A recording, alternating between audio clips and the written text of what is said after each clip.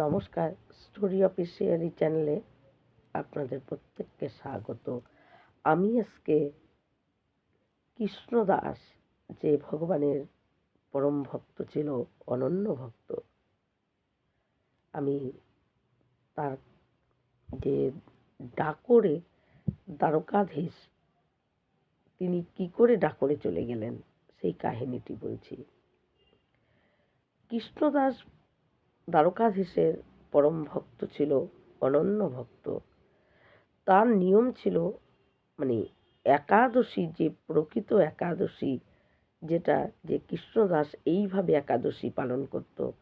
সারাদিন নির্জলা থেকে একবার জল গ্রহণ করে এবং সারা রাত তিনি ঘুমাতেন না।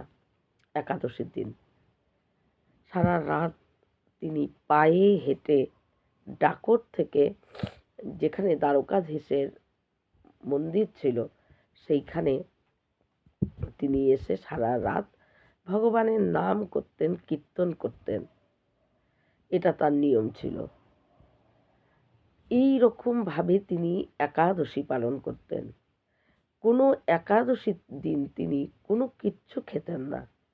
তিনি শুধু একবার জল গ্রহণ করতেন এবং তারপর ডাকর থেকে তিনি পায়ে হেঁটে ওই দ্বারকাধীশের মন্দিরে এসে সেখানে সারা রাত তিনি একা একা ভগবানকে নাম শোনাতেন। মন্দির রাত্রিবেলায় ভগবানকে শয়ন দিয়ে পূজারীরা তালা মেরে, দরজা আটকে তালা মেরে তারা চলে যায়। মন্দির আস্তে আস্তে ফাঁকা হয়ে যায়। কিন্তু মন্দিরের পূজারীরা, ভক্তরা প্রত্যেকেই জানতো যে কৃষ্ণদাস সারা রাত ধরে একাদশীর দিন ওই দ্বারকাধীশের মন্দিরে তিনি ভগবানকে নাম শোনায়, ভগবানের কীর্তন করেন।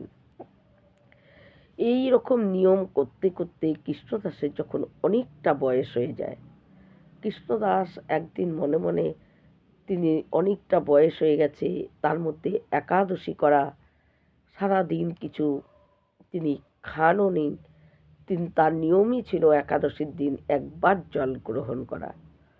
তাই একবার মাত্র তিনি জল গ্রহণ করে ওই পায়ে হেঁটে তিনি ওই দ্বারকাধীশের মন্দিরে তিনি আসছেন। আস্তে আস্তে তার মনের মধ্যে একবার ভাব হয় যে এখন তো আমি অনেক বৃদ্ধ হয়ে গেছি, আমার বয়স হয়ে গেছে, কেননা প্রভু তুমি তো আমার ওখানে যেতে পারো, তাহলে তো আমার এইভাবে হেঁটে আসতে হয় না, আমার তো অনেক বয়স হয়ে গেছে। কিন্তু সে সেই রকমভাবে ভাবেনি, তার মনের মধ্যে একবার এটাই এসেছিল।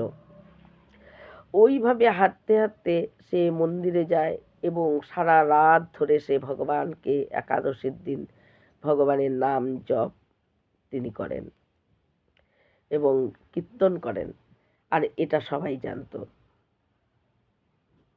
পূজারীরা যখন মন্দির বন্ধ করে চলে যায়, তখন দ্বারকাধীশ কি করে, তিনি ওই কৃষ্ণদাসের কাছে আসে, বলে কৃষ্ণদাস, আমি তোমার সঙ্গে ডাকরে যাব, তুমি আমাকে ডাকরে নিয়ে যাও। কৃষ্ণদাস বলে, প্রভু আমার এই রকম বয়স, আমি বৃদ্ধ হতে চলেছি, আমার এই বয়সে তোমার এই ওজন এত ভারী, আমি তো তোমাকে তুলতেই পারবো না।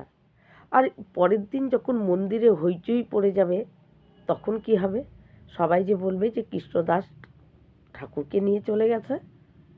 না না না প্রভু, এটা হয় না। কিন্তু দ্বারকাধীশ কৃষ্ণদাসকে বলে যে কেন হয় না, আমি সব ব্যবস্থা আমি করব, তোমার কোনো ব্যবস্থা করতে হবে না, তোমার খালি একটাই ব্যবস্থা করবে, তুমি খালি একটা গাড়ি নিয়ে আসবে।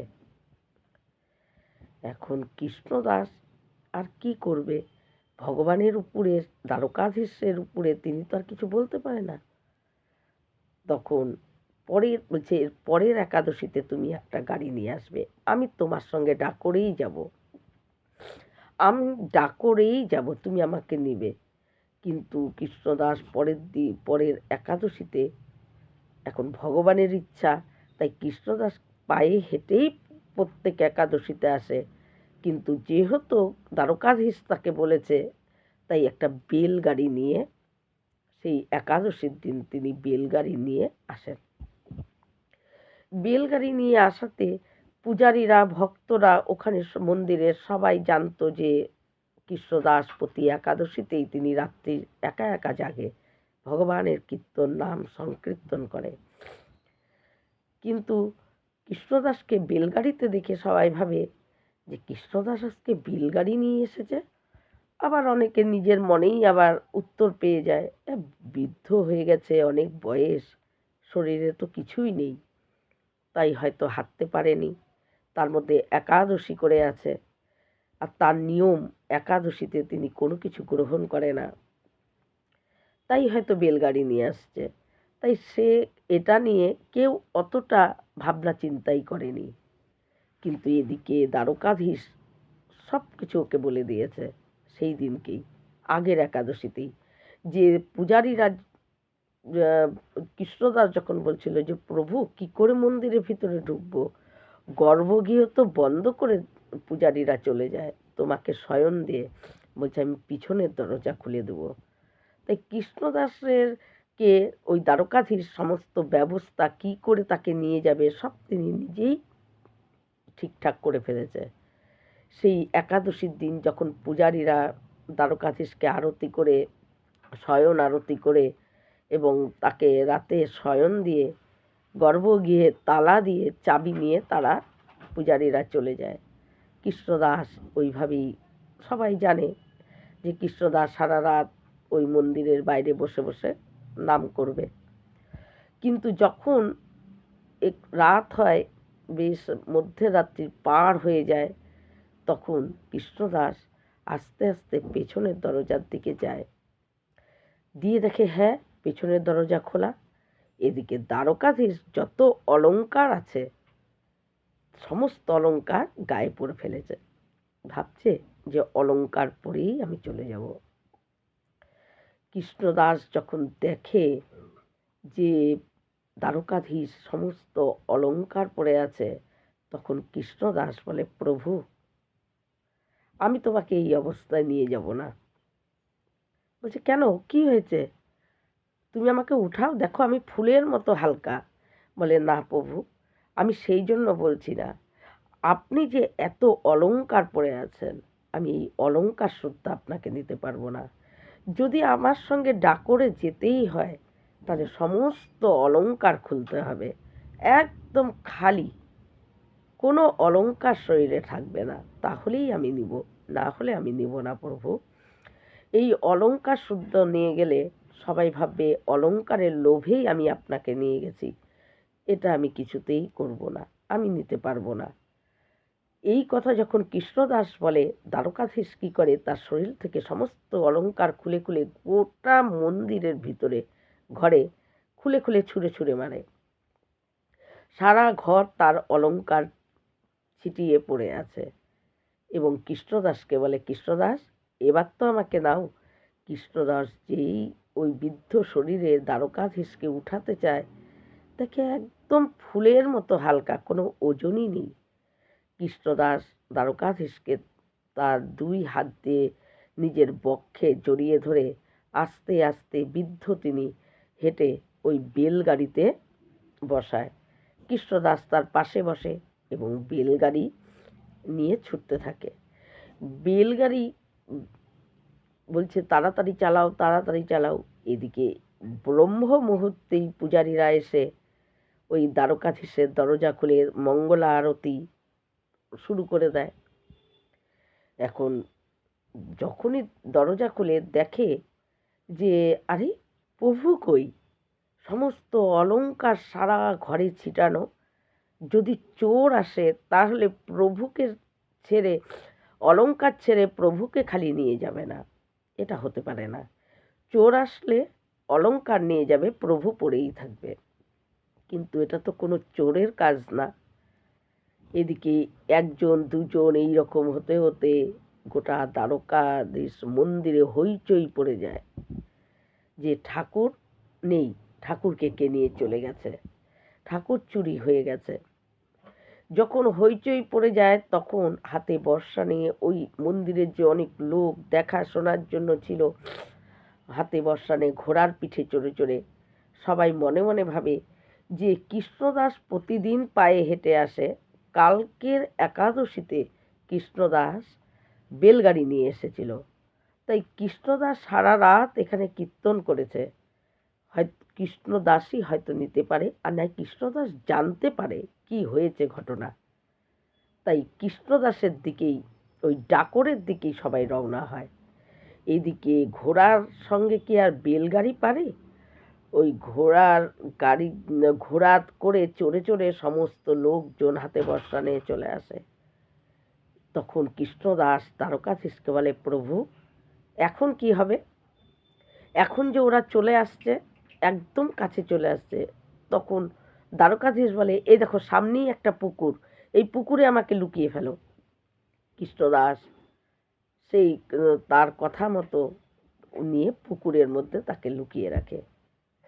এদিকে সেই লোকজন এসে কৃষ্ণদাসকে ধরে যে তুমি নিয়ে গেছো, দ্বারকাধীশকে তুমি নিয়েছো। কৃষ্ণদাস বলে, আমি তো নেইনি। কিন্তু কৃষ্ণদাস ওই তার বেলগাড়ি খুঁজে একটা পীতাম্বর পায়। ওই যখন জলে লুকিয়ে রাখে সেই সময় পীতাম্বরটা যে ভগবানের গায়ে ছিল সেটা আর লক্ষ্য করেনি, আসলে ভগবানেরই এটা ইচ্ছা, তাই বেলগাড়িতে একটা পীতাম্বর পরে থাকে। পীতাম্বরটা দেখে বলে, আরে তুমি মিথ্যা কথা বলছো, এই তো দ্বারকাধীশের পীতাম্বর, তুমি নিয়েছো। কৃষ্ণদাসকে তারা খুব মারে। কৃষ্ণদাসকে যখন মারে, এরকম মারতে মারতে কৃষ্ণদাসের পিঠ দিয়ে রক্ত বেরিয়ে যায়, আর তখন দেখে যে পুকুরের জল পুরো রক্ত লাল হয়ে আছে। একজনের এটা নজরে পড়ে, সে এসে যখন বলে, আরে পুকুরের জল তো রক্ত রঙে লাল হয়ে আছে, তখন ওই দ্বারকাধীশকে ওই ওই কৃষ্ণদাস ওই জলের থেকে বলে যে জলের ভিতরে দ্বারকাধীশ আছে, দেখো আমি তাকে নিয়ে আসিনি, সে জোর করে আমার সঙ্গে এসেছে। কিন্তু তারা কি আর বিশ্বাস করে? কিন্তু জলের থেকে যখন ওই লাল রঙের রক্ত জল, সেই জলের থেকে যখন দ্বারকাধীশের মূর্তি তুলে দেখে কৃষ্ণদাসের পিঠে যেখানে যেখানে আঘাত, আর দ্বারকাধীশের পিঠেও ঠিক সেখানে সেখানেই আঘাত, এই দেখে তখন তারা বলে যে প্রভু আমরা তো অনেক ভুল করে ফেলেছি। তখন ওই দ্বারকাধীশ বলে, আরে মূর্খ, ভক্ত আর ভগবান এরা দুজন কখনো আলাদা না, ভক্তকে আঘাত করলে ভগবানকেই আঘাত করা হয়, তোমরা এইটুকু জানো না? আর কৃষ্ণদাস আমাকে নিয়ে যাচ্ছে না, আমি কৃষ্ণদাসকে জোর করে কৃষ্ণদাসের সঙ্গে ডাকরে যাচ্ছি, আমি থাকবো না ওই মন্দিরে, আমি ওই ডাকরেই থাকবো, তাই আমি কৃষ্ণদাসকে জোর করে ওর সঙ্গে আমি যাচ্ছি, কৃষ্ণদাস তো আমাকে নিয়ে যাচ্ছে না। তখন ওরা যখন বলে, না প্রভু মন্দির ফাঁকা হয়ে গেছে, আপনি চলুন, কৃষ্ণদাস চুপ করে আছে যে প্রভু যদি যায় তাতেও আপত্তি নেই, আর প্রভু যদি আমার সঙ্গে ডাকরে যায় তাতেও আমার আপত্তি নেই। কিন্তু যখন সবাই বলে, কিন্তু দ্বারকাধীশ বলে, আমি কিছুতেই যাব না, আমি কিছুতেই ওখানে যাব না, আমি ডাকরেই থাকব। ঠিক আছে, আমার যতটা ওজন সেই ওজন মতো তোমরা সোনা নিয়ে চলে যাও, ওখানে গিয়ে তোমরা আর একটা মূর্তি টূর্তি যা পারো বানিয়ে নিও। তখন তারা আর কি করবে, কি করে কৃষ্ণদাস এদিকে ভয় পেয়ে যায় এই কথা শুনে, প্রভু গোটা বাড়িতে আমাদের সোনার কিছু নেই, একবেলা খেলে আর একবেলা চিন্তা করতে হয়, আমি আপনার সমান সোনা কি করে দেব? তখন দ্বারকাধীশ কৃষ্ণদাসকে বলে, তোমার বাড়িতে একটা নথ আছে, সেই নথটা তুমি শুধু নিয়ে আসবে, সেই নথটা ওজন যতটা আমার ওজনও ততটাই হয়ে যাবে, তুমি চিন্তা করো না কৃষ্ণদাস। তারপর কি করে ওই লোকজনরা এক পালনা পাথরে একদিকে ওই নথ আর একদিকে দ্বারকাধীশকে রাখে, কিন্তু ওই নথের ওই ছোট্ট একটা নাকের নথ দ্বারকাধীশের থেকেও বেশি ওজন হয়ে যায়। তখন তারা কি করবে, আর ওই নথটাকে নিয়ে তারা ওই ঘোড়া টোড়া নিয়ে তারা চলে যায় এবং ওই দ্বারকাধীশ বলে যে কৃষ্ণদাস আমাকে নিয়ে যায় নেই, আমি আজ থেকে ডাকরেই থাকবো। তারপরে কৃষ্ণদাসের সাথে দ্বারকাধীশ ওই ডাকরেই তিনি চলে যান। আর এখনো যে দ্বারকাধীশের মন্দিরটি, সেটা কিন্তু ডাকরেই। আর এই দ্বারকাধীশ কৃষ্ণদাসের সঙ্গেই ডাকরে এসেছিল। তাই প্রভুর যখন ইচ্ছা, প্রভুর ইচ্ছার বিরুদ্ধে কেউ কিছু করতেই পারে না। আসলে প্রভু অনেক সময় তার নিয়ম ভেঙে প্রভু ভক্তের জন্য অনেক কিছু করে। কৃষ্ণদাসের এমন ভক্তি ছিল এবং তার বৃদ্ধ ও শরীর হয়ে গেছে, আর সেই শরীর নিয়ে একাদশীর দিন সে না খেয়ে সারা রাত ভগবানকে তার নাম শোনাতো। তাই ভগবান দ্বারকাধীশ মনে মনে ভাবে যে এ এক কষ্ট করে আসবে কেন, আমি ওর সঙ্গে চলে যাই। তাই প্রভু অনেক সময় অনেক নিয়ম প্রভু ভেঙে, ভক্তের জন্য প্রভু অনেক নিয়ম ভেঙে প্রভু নিজের মতো কোনো ভক্তের সঙ্গে চলে যায়। তাই দ্বারকাধীশের যে মন্দিরটি ডাকরে, আর সেই মূর্তিটি যে এখনো যে দ্বারকাধীশ ভগবান বিরাজমান, সেটা কৃষ্ণদাসের সঙ্গেই এই ডাকরে তিনি প্রতিষ্ঠিত, কৃষ্ণদাসের সাথেই তিনি চলে এসেছিলেন। এই রকম ভিডিও পাওয়ার জন্য আমার চ্যানেলটিকে সাবস্ক্রাইব করবেন। নমস্কার।